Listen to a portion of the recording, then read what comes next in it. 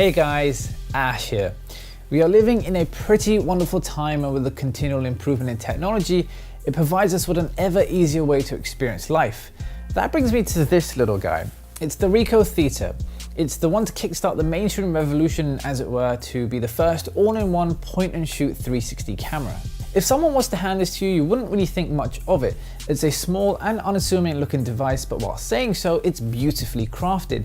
It houses a soft touch plastic body around a metal trim. You have the main button for the shutter on the front, and with the standby and Wi-Fi buttons on the side. The microphones are on the top and the connection points are on the bottom.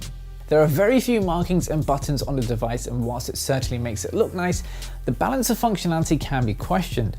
Often at times you're wondering what the various combinations of LEDs even mean. So we have a single press to turn it on and into photo mode. For video, you have to turn on with both buttons pressed, and then on the front you have the main LED, which is counterintuitive. You expect the light to be on when you're recording, but it actually turns off. I don't understand why, and it's actually fairly annoying. It will also turn red if the gyroscope senses that you aren't level. So make sure you're level. The cool thing about this device is that everything is built in. This includes the battery and the memory. For the general consumer and for ease of use, this is amazing.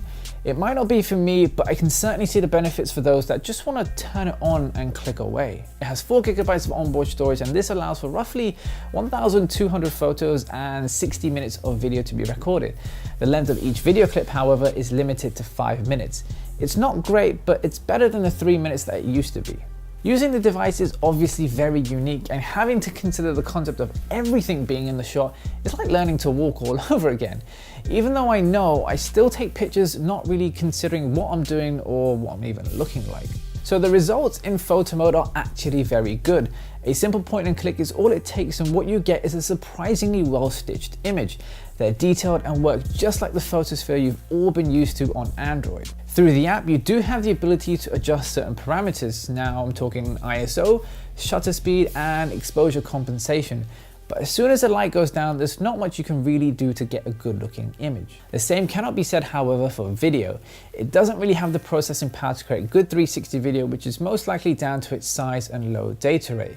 Just think of a 1080p frame stretched around a sphere. Once you're done snapping though, the matter of dealing with the footage is where Ricoh has a lot of work to do. macOS specifically is particularly annoying to use. It doesn't recognize the camera, so you have to use something like image capture to get the footage off.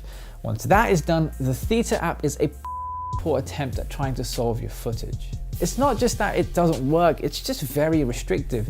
You drag your image in, and thereafter the only options you have are to share it to social media. There are no other options, no adjustments, and you're left with third-party apps to really make the most of this. And the same can be said about video.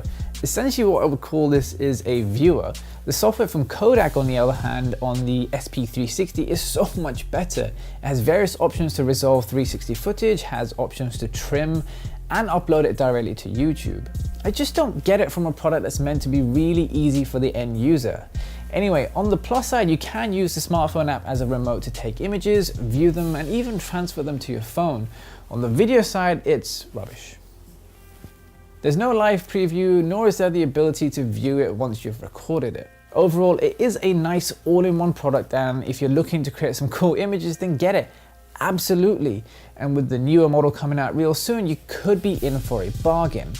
The newer model, however, does offer a higher pixel count and some other upgrades, but the video is apparently just as bad. So despite it looking like a potato cam, I can't really argue with the utter fascination it creates with working with such a unique medium. What do you guys think of 360 cameras? Do you think it's just a fad? I don't know. Let me know down below. Thanks as always, take it easy, and I'll see you soon.